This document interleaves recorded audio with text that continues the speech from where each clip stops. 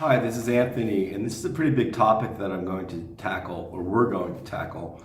I don't know how many parts it's going to take, but this is part one, and it's a discussion that revolves around martial artists who have been trained by a martial artist who has actually used that martial art or a combination of martial arts in actual combat to kill somebody or defend themselves, either during war, mostly during war, or in civilian life. I have found a difference for myself personally. So I'm going to give a few examples. Well, first I want to start off by saying globally, all the world's military training personnel for hand-to-hand combat and other martial arts, which I consider firearms training, acupuncture training, medical training, as well as other skill sets. What we're going to focus on right now are the skill sets that involve self-defense, as well as taking an opponent out as quickly as possible to defend oneself, or you're protecting those that cannot defend themselves. This is the primary difference that I have found by being taught by combat veterans as opposed to non-combat veterans, is that there's a ferocity behind the training and a relentlessness where you really get the sense of urgency through your training, through this teacher, that this is real. This isn't just pretend play. This isn't the movies. You're fighting for your life, or you're fighting for somebody else's life. We never use it as an aggressor. Some of the world's military does, but I'm not going to touch that. All I'm talking about is training.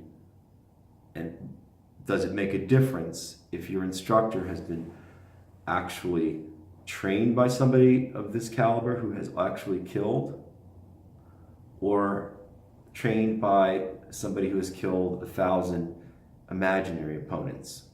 There's a big difference, and there's a big difference in the way people hold themselves. First, I'd like to address old style training.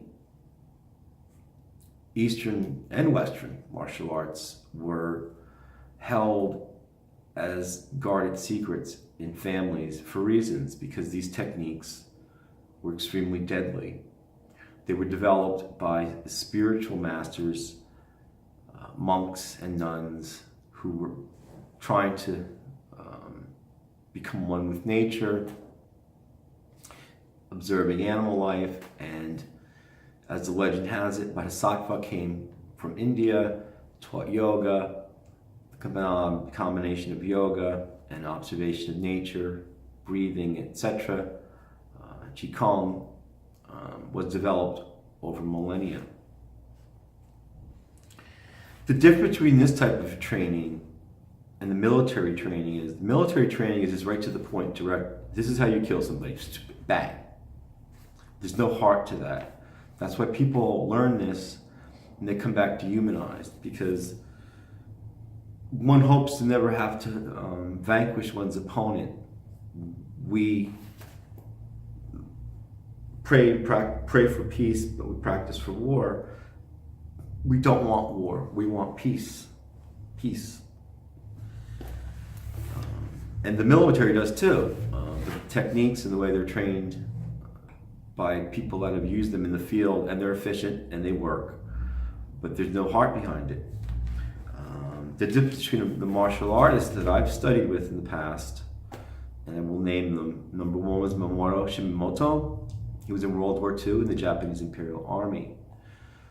He had a ferocity and intensity behind his training that I've only seen in other men that have experienced similar conditions of combat and self-defense under life and death situations. This was not a joke. When we practiced, blows were not held back.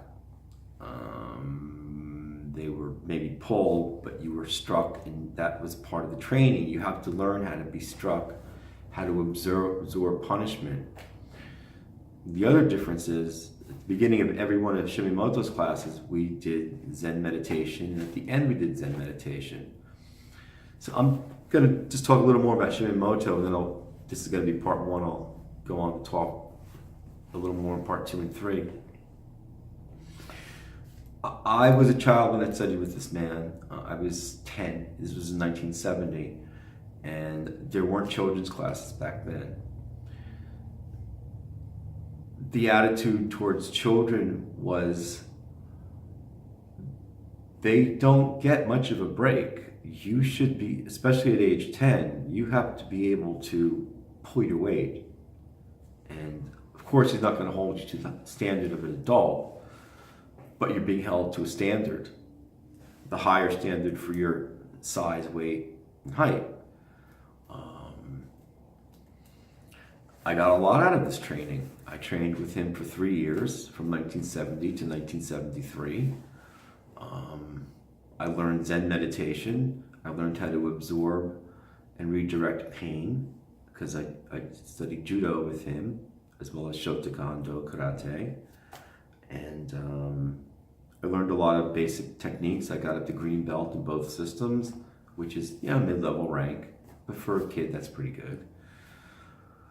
I didn't realize the gift that I had been given until just really later in life, when I'm reviewing things and going back to the basics and realizing this man's philosophy, he was harsh but kind. He had heart. He was a warrior, and he was a military warrior, but he was a military warrior with heart. Life was not taken willy-nilly. There had to be a reason. For him, it was his emperor and the empire, which they lost. And, he came here to America and taught his art, and I was one of the fortunate ones. Wish I stayed with him longer, but as life has it, I moved on to other circumstances. So the difference with this man and other people that I've taken a lot of karate.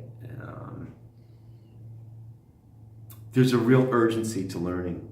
There's no playing around. You can't play around. He'd rather have you stand in a horse stance for 2 months and get that perfect than teach you a bunch of moves that you won't master. He taught us how to absorb, how to go within, how to take punishment, and to realize this isn't a hobby. This is not a game, and it's not a sport. This is serious, and it should be taken seriously.